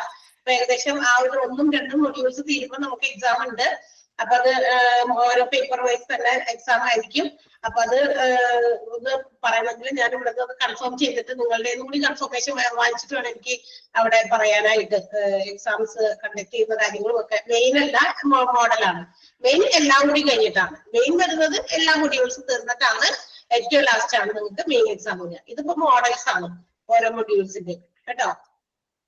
അപ്പൊ അതൊന്ന് കൺഫർമേഷൻ നിങ്ങളുടെ കൂടി വാങ്ങിച്ചിട്ട് വേണമല്ലോ എനിക്ക് പറയാനായിട്ട്. ഞാനൊന്ന് അവരൊക്കെ വിളിക്കട്ടെ. ഇതൊന്ന് ഇതിനകത്ത് നഴ്സിംഗ് അഡ്മിനിസ്ട്രേഷൻ എന്ന് പറഞ്ഞ ചാപ്റ്റർ ഉണ്ടോ എന്ന് നോക്കട്ടെ.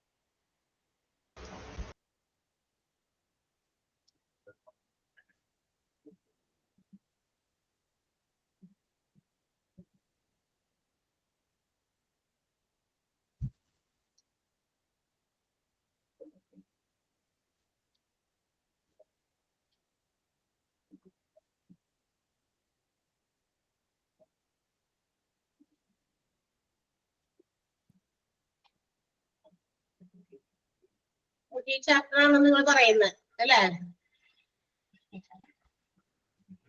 ഇത് രണ്ട് സോറി സൗണ്ട് ഇല്ലേ? Hello hello hello. ആ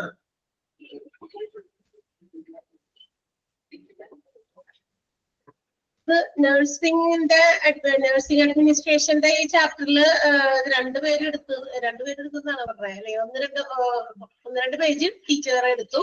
അത് കഴിഞ്ഞപ്പോ മറ്റേ സോളി മിസ് എടുത്തു. ഇതിന്റെ ഏത് ഭാഗത്താണ് നിങ്ങൾക്ക് ഇനി ക്ലിയർ ചെയ്യാനുള്ളത്? ഇത് നമുക്കറിയാലോ, ഇതിനകത്ത് കുറച്ച് ഈ ആദ്യത്തെ തുടക്കത്തെ പാരഗ്രാഫുകൾ നമുക്ക് ചിലപ്പോൾ ഗ്രഹിക്കാത്തതായിരിക്കാം. നിങ്ങൾ വായിച്ചൊക്കെ നോക്കിയിരുന്നോ? നഴ്സിംഗ് അഡ്മിനിസ്ട്രേഷൻ എന്ന് പറഞ്ഞാൽ എന്താ? നഴ്സിംഗ് എന്ന് പറഞ്ഞാൽ അതായത് നഴ്സിംഗിനെ അഡ്മിനിസ്റ്റർ ചെയ്യുക എന്നുള്ളതാണ്. അഡ്മിനിസ്ട്രേഷൻ എന്ന വാക്കിന്റെ അർത്ഥം നമുക്കറിയാലോ, മാനേജ്മെന്റ് ആണ് അല്ലെ?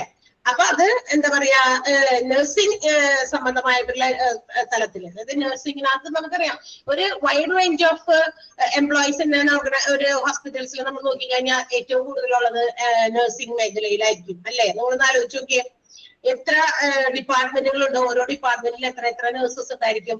അപ്പൊ അവരെല്ലാം തന്നെ മാനേജ് ചെയ്യണം. കാരണം ഇവര് നഴ്സിംഗ് എന്ന് പറയുന്ന വിഭാഗം കുറച്ചല്ല, ഡോക്ടേഴ്സും ഇതിനൊക്കെ ഓരോ ഇത്രയൊക്കെ എണ്ണമുണ്ട്. പക്ഷെ നഴ്സിംഗ് വിഭാഗം എന്ന് പറയുന്നത് എന്താ പറയാ, പല രീതിയിലുള്ള നഴ്സസ്, നമ്മൾ അതിന്റെ ഏറ്റവും ലാസ്റ്റ് ചാപ്റ്ററിന്റെ അവസാനം നമ്മൾ പഠിക്കുന്നുണ്ട്. നഴ്സിംഗ് ഡയറക്ടർ, നഴ്സിംഗ് സൂപ്രണ്ടന്റ്, അതുപോലെ തന്നെ supervisor, incharge, staff nurse, nursing assistant. അതിൽ ആദ്യത്തെ രണ്ട് വിഭാഗം കഴിഞ്ഞ് കഴിഞ്ഞാൽ പിന്നെ ഉള്ളത് ഒക്കെ എന്താ പറയാ, അതിനകത്തൊക്കെ ഒരു ഗ്രൂപ്പ് ഓഫ് നഴ്സസ് തന്നെയാണ്. അപ്പൊ ഏറ്റവും കൂടുതൽ എണ്ണം ഓഫ് നഴ്സസ് വരുന്നത് വിഭാഗമാണ് സ്റ്റാഫ് നഴ്സും അതുപോലെ തന്നെ നഴ്സിംഗ് അസിസ്റ്റൻസും ഒക്കെ. അപ്പൊ ഇവരെയൊക്കെ മാനേജ് ചെയ്യുക എന്നുള്ളതാണ് നഴ്സിംഗ് അഡ്മിനിസ്ട്രേഷൻ എന്നതുകൊണ്ട് അർത്ഥമാക്കുന്നത്. അപ്പൊ അവിടെ നമുക്ക് എന്ത് വേണം, ഇത് എല്ലാം അഡ്മിനിസ്ട്രേറ്റ് ചെയ്തൊക്കെ മുന്നോട്ട് കൊണ്ടുപോകണമെങ്കിൽ there should be a leadership quality അല്ലെ? ഇതിനെയൊക്കെ ഒരു മാനേജ്മെന്റ് ചെയ്യണമെങ്കിൽ അതിന് വേണ്ട ഒരു കഴിവ്, ഒരു ലീഡർഷിപ്പ് ക്വാളിറ്റി എന്നുള്ളത് നമുക്ക് വേണം. കാരണം മറ്റുള്ളവരെ എല്ലാം നമ്മൾ കൃത്യമായിട്ട് അവരെയൊക്കെ അവിടുത്തെ ഒരു ഹോസ്പിറ്റലിന്റെ റൂൾസ് ആൻഡ് നോംസ് ലോസ് ഒക്കെ അനുസരിച്ച് എല്ലാവരെയും മാനേജ് ചെയ്തൊക്കെ കൊണ്ടുപോകുക, അവരവരുടെ പൊസിഷൻസിലും അവരെ നിർത്തിക്കൊണ്ട് നമ്മളുടെ ഒരു ലീഡർഷിപ്പോടുകൂടി എല്ലാവരെയും മാനേജ് ചെയ്ത് കൊണ്ടുപോകുക എന്നുള്ളതാണ് നഴ്സിംഗ് അഡ്മിനിസ്ട്രേഷൻ. ഇതിനകത്ത് പ്രധാനമായിട്ടും രണ്ട് പ്രോസസ്സിംഗ് ആണുള്ളത്. ഒന്ന് സ്റ്റാഫിങ്ങും ഒന്ന് സ്റ്റാഫിംഗ് പ്രോസസ്സും. രണ്ടും രണ്ടാണ്. സ്റ്റാഫിംഗ് എന്ന് പറയുന്നത് സ്റ്റാഫിംഗ് പ്രോസസ് എന്ന് പറയുന്നതും രണ്ടാണ്. എന്താണ് സ്റ്റാഫിംഗ് എന്ന് പറഞ്ഞു കഴിഞ്ഞാൽ? To find out, to search അല്ലെ? അതായത് നമുക്ക് നല്ല രീതിയിലുള്ള നമ്മുടെ ഭാവിയിൽ ഹോസ്പിറ്റൽസിന്റെ എല്ലാ രീതിയിലുള്ള കാര്യങ്ങളും എന്താ പറയാ സാറ്റിസ്ഫൈ ചെയ്യുന്ന രീതിയിലുള്ള എംപ്ലോയീസിന് ആവശ്യമുണ്ട്. അത് നഴ്സസ് ആയിക്കോട്ടെ, മറ്റേ ആരെങ്കിലും ആയിക്കോട്ടെ. അപ്പൊ അവിടെയുള്ള ഒരു ഹോസ്പിറ്റലിനകത്തുള്ള എംപ്ലോയീസുമായിട്ട് അല്ലെങ്കിൽ ഇനി വരാൻ പോകുന്ന എംപ്ലോയീസുമായിട്ടൊക്കെ യോജിച്ച് ഒക്കെ പോകുന്ന, അല്ലെങ്കിൽ അവരുടെ വർക്കുമായിട്ട് ബന്ധപ്പെടുത്തി എല്ലാവരുമായിട്ടൊക്കെ മിങ്കിൾ ചെയ്തൊക്കെ പോകുന്ന രീതിയിലുള്ള ടാലന്റഡ് ആയിട്ടുള്ള ആളുകളെ സെർച്ച് ചെയ്യുക, ചൂസ് ചെയ്യുക, അവരെയൊക്കെ അനലൈസ് ചെയ്ത് അവർക്ക് അവരുടെ വർക്കിംഗ് കണ്ടീഷൻസും അവരുടെ വർക്കിംഗ് റിലേഷൻഷിപ്സ് ഒക്കെ മനസ്സിലാക്കി കൊടുത്ത് ഫ്യൂച്ചർ എംപ്ലോയീസുമായിട്ടൊക്കെ എങ്ങനെയൊക്കെ ഒത്തുപോകാം എന്നുള്ള കാര്യങ്ങളെല്ലാം തന്നെ ആ ഒരു പ്രോസസ്സിംഗ് ആണ് സ്റ്റാഫിംഗ് എന്ന് പറയുന്നത്. അതെന്ന് പറയുന്നത് നിരന്തരം ചെയ്തുകൊണ്ടിരിക്കുന്ന ഒരു കണ്ടിന്യൂസ് പ്രോസസ്സാണ്.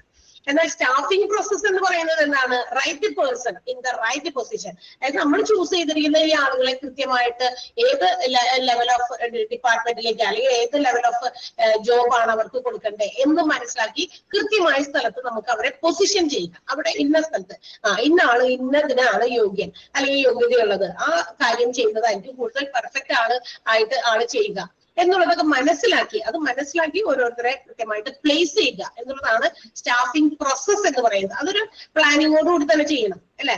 അപ്പൊ ആ രണ്ട് സെന്റൻസ് നിങ്ങളൊന്ന് മാർക്ക് ചെയ്തിട്ട് സ്റ്റാഫിംഗിന്റെയും സ്റ്റാഫിംഗ് പ്രോസസിന്റെ സെന്റൻസ് മാത്രം. ഫസ്റ്റ് സെന്റൻസ് ഒന്നാമത്തെ staffing means continuous process of searching, choosing, analysing and creating working relationship with present and future employees.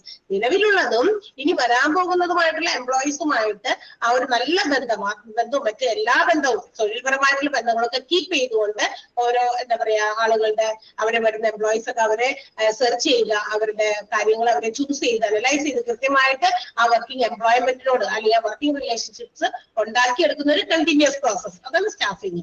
Staffing process എന്ന് പറയുന്നത് മാൻ പവർ പ്ലാനിംഗ് ആണ്. എങ്ങനെ മാൻ പവർ പ്ലാൻ ചെയ്യാം? To have the right person in the right position.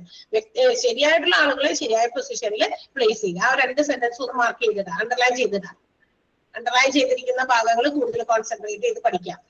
ഇനി നഴ്സിംഗിന്റെ nursing അഡ്മിനിസ്ട്രേഷനിൽ നമുക്ക് important ആയിട്ട് ആ 2 കാര്യങ്ങളാണ്. അതായത് നമ്മള് ലീഡർഷിപ്പ് പൊസിഷൻ ഒക്കെ എടുക്കുമ്പോൾ നഴ്സിംഗിന്റെ അഡ്മിനിസ്ട്രേഷൻ ചെയ്യുന്ന സമയത്തുള്ള നമ്മുടെ ലീഡർഷിപ്പ് പൊസിഷൻസിലേക്ക് വരുമ്പോൾ 2 കാര്യങ്ങൾക്കാണ് നമ്മൾ കൂടുതൽ എയിം ചെയ്യേണ്ടത്. ഒന്ന് സ്റ്റാഫിങ്ങും 2 സ്റ്റാഫിംഗ് പ്രോസസ്. ഓക്കെ, ഇനി ഈ പറയുന്ന സ്റ്റാഫിംഗ് പ്രോസസ്സിന്റെ സെന്റൻസ് അണ്ടർലൈൻ ചെയ്തോ? നമ്മുടെ സെന്റൻസ് അണ്ടർലൈൻ ചെയ്തോ? നിങ്ങളൊന്ന് അണ്ടർലൈൻ ചെയ്ത് പഠിക്കേ. പിന്നെ അതിനകത്ത് അണ്ടർലൈൻ ചെയ്ത് പഠിക്കേണ്ടത് ഇമ്പോർട്ടന്റ് എലമെന്റ്സ് ഓഫ് സ്റ്റാഫിംഗ് ആണ്. ഏറ്റവും ഇമ്പോർട്ടന്റ് സ്റ്റാഫിംഗിന്റെ ഏറ്റവും പ്രധാനപ്പെട്ട എലമെന്റുകൾ. ഒന്ന് quality and quantity of nurses. അതായത് എത്ര നഴ്സസ് വേണം, എത്ര ക്വാളിറ്റി ഉള്ളവർ വേണം. അതായത് കുറെ നഴ്സസിനെ കൊണ്ടുവന്ന് ജോലി കൊടുക്കുന്നതിനേക്കാൾ ഉപരി വളരെ നല്ല ക്വാളിറ്റി ഉള്ള എഫിഷ്യന്റ് ആയിട്ടുള്ള ആളുകളെ, സ്യൂട്ടബിൾ ആയിട്ടുള്ള ആളുകളെ സെലക്ട് ചെയ്യണം. അത് നമ്മൾ എടുക്കുമ്പോൾ റിക്രൂട്ട് ചെയ്യുന്ന സമയത്ത് അങ്ങനെയുള്ള ആളുകളെ സെലക്ട് ചെയ്യുക. And also necessary number of nurses. എത്ര ആളുകളാണ് അതിന് വേണ്ടിയിട്ട് വേണ്ടത്. അവര് കൊടുക്കുന്ന ഏത് രീതിയിലുള്ള ജോബും ചെയ്യാൻ റെഡി ആയിട്ടുള്ള ആളുകളെ, അതുപോലെ തന്നെ അത്രയും ക്വാണ്ടിറ്റീസ്, അതിന്റെയൊക്കെ എണ്ണം കൃത്യമായിട്ട് വേണം. അത് 2 ബേസ് ചെയ്തിട്ടാണ്. അത് സ്റ്റാഫിങ്ങിന്റെ ഒക്കെ ഇമ്പോർട്ടന്റ് ആയിട്ടുള്ള എലമെന്റ്. ഹോസ്പിറ്റൽസിൽ മാത്രമല്ല കേട്ടോ, ഏത് ജോലി സ്ഥാപനങ്ങളിൽ, ഏത് ബിസിനസ് സംരംഭം എടുത്താലും അവിടെയൊക്കെ സ്റ്റാഫിംഗ് നടത്തുമ്പോൾ അതിന്റെ ക്വാളിറ്റി, ആ സ്റ്റാഫുകളെ നമ്മൾ എടുക്കുന്നതിന്റെ ക്വാളിറ്റീസും അതുപോലെ നമ്പർ ഓഫ് സ്റ്റാഫ്, എത്ര ആളുകളെ വേണം എന്നുള്ളതും ഏറ്റവും ഇമ്പോർട്ടന്റ് ആയിട്ടുള്ള എലമെന്റ് തന്നെയാണ്. അത് ഹോസ്പിറ്റലിലെ സ്റ്റാഫ് സെലക്ഷൻ മാത്രമല്ല, എല്ലാ ഓർഗനൈസേഷനും അങ്ങനെ തന്നെയാണ്. അതുപോലെ തന്നെ യൂട്ടിലൈസേഷൻ, ഇവരെയൊക്കെ നല്ല രീതിയിൽ യൂട്ടിലൈസ് ചെയ്യണം. നമ്മൾ എടുക്കുന്ന നഴ്സസ് അവർ പരമാവധി അവരുടെ ഔട്ട്പുട്ട് പുറത്തേക്ക് കൊണ്ടുവരുന്ന രീതിയിൽ നമ്മൾ അവരെ ഉപയോഗപ്പെടുത്തണം. അതും അതെ, ഏത് വർക്കിംഗ് ഓർഗനൈസേഷനിലും അങ്ങനെ തന്നെയാണ്. ഇപ്പോൾ ഇവിടെ കുറെ ആളുകൾ ജോലി ചെയ്യുന്നുണ്ട്, ഇവരിൽ നിന്ന് മാക്സിമം ഔട്ട്പുട്ട് പുറത്തേക്ക് കൊണ്ടുവരണം. എഫിഷ്യന്റ് ആയിട്ടുള്ള ആളുകൾ ഇഷ്ടംപോലെ ഉണ്ട്, പക്ഷെ അവരിൽ നിന്ന് അതൊക്കെ പുറത്തേക്ക് കൊണ്ടുവരണമെങ്കിൽ എന്തൊക്കെയാണ് ചെയ്യേണ്ടത്? അപ്പൊ അങ്ങനെ ഉള്ള ആ പുറത്തേക്ക് അവരുടെ ഉള്ളിലുള്ള ടാലന്റുകളെയൊക്കെ അവരുടെ എഫിഷ്യൻസിയെ പുറത്ത് കൊണ്ടുവരാൻ പറ്റുന്ന രീതിയിലുള്ള വർക്കുകൾ അലോട്ട് ചെയ്ത് കൊടുക്കുക. ഓക്കെ, അല്ലെങ്കിൽ എന്തോ എന്നെ കൊണ്ട് ചെയ്യാൻ പറ്റാത്ത കാര്യം എന്നെ കൊണ്ട് ചെയ്യിപ്പിച്ചിട്ട് എനിക്ക് അറിയാവുന്ന കുറെ കാര്യങ്ങളുണ്ട്, പക്ഷെ അത് ചെയ്യിപ്പിക്കാതെ എനിക്ക് അറിയില്ലാത്ത കുറെ കാര്യങ്ങളിലേക്ക് തന്നു കഴിഞ്ഞാൽ എനിക്ക് അതിന്റെ ഔട്ട്പുട്ട് കൃത്യമായിട്ട് ചിലപ്പോൾ കൊടുക്കാൻ പറ്റില്ലെന്ന് വരില്ല അല്ലെ. അപ്പൊ മാക്സിമം യൂട്ടിലൈസ് ചെയ്യുക. അവരുടെ ക്വാണ്ടിറ്റീസ് അല്ലെങ്കിൽ ക്വാളിറ്റീസ് എന്തൊക്കെയാണെന്ന് മനസ്സിലാക്കി, എഫിഷ്യൻസി എന്താണെന്ന് മനസ്സിലാക്കി that type of work should be allotted to the സ്റ്റാഫുകൾക്ക് ആ രീതിയിലുള്ള വർക്കുകൾ അലോട്ട് ചെയ്ത് കൊടുക്കുക. അപ്പൊ ആ ഇമ്പോർട്ടന്റ് എലമെന്റ്സ് ഓഫ് സ്റ്റാഫിംഗ് എന്നുള്ളത് 3 എണ്ണമാണ് കേട്ടോ. Quantity, quality, utilisation of staff. എല്ലാത്തിനും സ്റ്റാഫ് ഉണ്ട്, ക്വാണ്ടിറ്റി ഓഫ് സ്റ്റാഫ് ഉണ്ട്, ക്വാളിറ്റി ഓഫ് സ്റ്റാഫ് ഉണ്ട്, ആൻഡ് യൂട്ടിലൈസേഷൻ ഓഫ് സ്റ്റാഫ് ഉണ്ട്. ആ 3 എണ്ണം മാർക്ക് ചെയ്യുക. ആ എലമെന്റുകൾ, ആ ഹെഡിങ്ങുകളാണ് മാർക്ക് ചെയ്യേണ്ടത്. പിന്നെ പേഷ്യന്റുകൾക്ക് കൊടുക്കുന്ന കെയറുകളുടെ ടൈപ്സ്, പ്രധാനമായിട്ടും 2 ടൈപ്സ് ഓഫ് കെയർ ആണ് പേഷ്യൻസിന് പ്രൊവൈഡ് ചെയ്യുന്നത്. ഡയറക്റ്റ് കെയറും അതുപോലെ തന്നെ ഇൻഡയറക്റ്റ് കെയർ. എന്താ പറയുക ഡയറക്റ്റ് കെയർ എന്ന് പറഞ്ഞു കഴിയുമ്പോൾ, അതായത് പേഷ്യന്റും നഴ്സും, ആ nurse staff will be at their presence of the patient. പേഷ്യന്റിന്റെ ആ ഒരു പ്രസൻസിൽ തന്നെ, സാന്നിധ്യത്തിൽ തന്നെ നിന്നുകൊണ്ട് അവർക്ക് കെയറിങ് കൊടുക്കുന്നു. അതന്നെയല്ലേ? അതായത് പേഷ്യന്റിന്റെ അടുത്ത് നിന്നിട്ട് നമ്മൾ കെയറിങ് കൊടുക്കുകയാണ്. അവർക്ക് വേണ്ട കാര്യങ്ങളൊക്കെ ചെയ്തു കൊടുക്കുക. അവരെ ബെഡിൽ പ്രിപ്പയർ ചെയ്യാനോ അല്ലെങ്കിൽ അവർക്ക് ഫിസിക്കൽ ആയിട്ടുള്ള ചില സഹായങ്ങൾ ചെയ്തു കൊടുക്കാനോ, അതുപോലെ തന്നെ സൈക്കോളജിക്കൽ ആയിട്ടുള്ള റിക്വയർമെന്റ്സ് ഉണ്ടെങ്കിൽ അവർക്ക് അതും ആവശ്യമാണെങ്കിൽ അതും പ്രൊവൈഡ് ചെയ്യുക. അപ്പൊ ഇതെല്ലാം കൊടുക്കാൻ വേണ്ടിയിട്ട് അവരുടെ അടുത്ത് തന്നെ, തൊട്ടടുത്ത് തന്നെ എല്ലാ കാര്യങ്ങളും നോക്കി നടത്താനായിട്ട് ആവശ്യമുണ്ട്. അങ്ങനെയുള്ള കൊടുക്കുന്ന കെയറിങ് ആണ് ഡയറക്റ്റ് കെയറിങ് പറയുന്നത്. അപ്പൊ ഇൻഡയറക്റ്റ് സ്വാഭാവികമായിട്ട് എന്തായിരിക്കും? അതായത് ഇപ്പൊ നമ്മള് ആ ഒരു പേഷ്യന്റിനെ എന്താ പറയാ നഴ്സിംഗിന്റെ ആ ഒരു ഇതിൽ നിന്ന് മാറ്റിയിട്ടാണെങ്കിലും, remove from the presence of nursing സ്റ്റാഫിന്റെ ആ പ്രസൻസിൽ നിന്ന്, സാന്നിധ്യത്തിൽ നിന്ന് റിമൂവ് ചെയ്തിട്ടും അവർക്ക് മറ്റു രീതിയിലുള്ള കെയർ കൊടുക്കുക. എന്ന് വെച്ചാൽ അവർക്ക് ഇപ്പൊ ഹോസ്പിറ്റലിൽ നിന്ന് ഡിസ്ചാർജ് ചെയ്ത് പോകുമ്പോൾ അവർക്ക് അതിന് വേണ്ടിയിട്ടുള്ള ചില വീട്ടിൽ ചെന്ന് ഉപയോഗിക്കേണ്ട ചില സപ്ലിമെന്റുകൾ, അതായത് എക്യുപ്മെന്റുകൾ, അങ്ങനെയൊക്കെ എന്തെങ്കിലുമൊക്കെ ഉണ്ടെങ്കിൽ അത് പ്രൊവൈഡ് ചെയ്യുക. അതുപോലെ തന്നെ എന്തെങ്കിലും നിർദ്ദേശങ്ങളും ഉപദേശങ്ങളും കൊടുക്കാനുണ്ടെങ്കിൽ അത് പ്രൊവൈഡ് ചെയ്യുക. അങ്ങനെ ചിലപ്പോൾ എഴുതുക, വായിക്കുകയൊക്കെ, അവർക്ക് കാര്യങ്ങൾ മറ്റേ റെക്കോർഡുകളൊക്കെ ചിലപ്പോൾ അവർക്ക് എഴുതി കൊടുത്തു വിടുന്നതൊക്കെ ഡിസ്ചാർജ് ചെയ്ത് പോകുന്ന സമയത്ത് ഇതൊക്കെ അവർക്ക് മനസ്സിലാക്കാനുള്ള കാര്യങ്ങൾ അതൊക്കെ കൃത്യമായിട്ട് വായിച്ച് മനസ്സിലാക്കി കൊടുക്കുക. അപ്പൊ ഡിസ്ചാർജ് കഴിഞ്ഞിട്ടുള്ള പ്ലാനിങ്ങുകൾ എന്തൊക്കെയാണോ അതൊക്കെ പറഞ്ഞ് മനസ്സിലാക്കുക. അപ്പൊ പേഷ്യന്റ് അവിടെ അടുത്ത് വേണമെന്നില്ല. പേഷ്യന്റിന്റെ അടുത്തിരുന്നിട്ട് കെയർ ചെയ്യുമ്പോൾ ഡയറക്റ്റ് കെയർ ആണ്. മറ്റേത് ചിലപ്പോൾ വേറെ ആർക്കെങ്കിലൊക്കെ ആയിരിക്കും അങ്ങനെയുള്ള കാര്യങ്ങളൊക്കെ മനസ്സിലാക്കി കൊടുക്കുക. പേഷ്യന്റിന്റെ അടുത്തിരുന്നിട്ടല്ല, സെപ്പറേറ്റഡ് ഫ്രം ദ പേഷ്യന്റ്, അങ്ങനെയുള്ള കെയറിങ് കൊടുക്കുന്നത് ഇൻഡയറക്റ്റ് കെയർ ആണ്. പക്ഷെ ഇത് രണ്ടും കെയറിങ്ങിന്റെ എന്താ പറയാ കെയറിങ്ങുമായിട്ട് ബന്ധപ്പെട്ട 2 കാര്യങ്ങളാണ്. അപ്പൊ അതൊന്ന് അണ്ടർലൈൻ ചെയ്ത് നോക്കിയാൽ. അത് മാത്രമല്ല, ഡയറക്റ്റ് കെയറിന്റെ ആദ്യത്തെ സെന്റൻസ് കൂടി മാർക്ക് ചെയ്യാം, സൈക്കോളജിക്കൽ റിക്വയർമെന്റ് വരെ. a care given by nursing staff while working in the presence of patient and related to the patient physical and psychological requirements. അതുപോലെ തന്നെ indirect care കൊടുക്കുക, those measures undertaken on the patient behalf but removed from his presence. Indirect care അങ്ങനെയാണ് കൊടുക്കുക.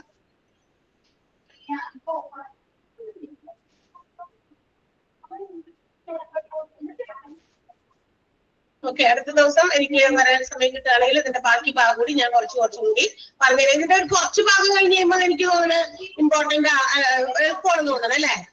ഈ ഓരോ nursing ഡയറക്ടറിന്റെയും ഓരോരുത്തരുടെയും duties and responsibilities വരുമ്പോൾ എളുപ്പമാണ്. ഒരു കുഞ്ഞ് ഇത്രയും ഭാഗം മാത്രമേ നമുക്ക് ചിലപ്പോൾ ഇച്ചിരി പ്രശ്നം പോലെ തോന്നുള്ളൂ അല്ലേ? അങ്ങനെയല്ലേ?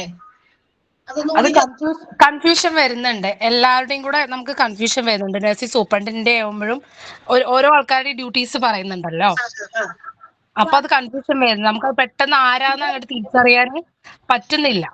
അതെ അല്ലേ? അപ്പൊ അത് ഞാൻ അടുത്ത ദിവസം വരുമ്പോ അത് പെട്ടെന്ന് മനസ്സിലാക്കാൻ പറ്റുന്ന രീതിയിൽ ഒരു ഐഡിയ തരാം കേട്ടോ. അപ്പൊ അത് അടുത്ത ദിവസം ബാക്കി കണ്ടിന്യൂ ചെയ്യാം. ടീച്ചർ അവിടെ വെയിറ്റിംഗ് ആണ്. ഓക്കെ അല്ലേ? ഓക്കെ, നമുക്കൊന്ന് ജസ്റ്റ് ഒന്ന് നോക്കാം. Okay, thank you.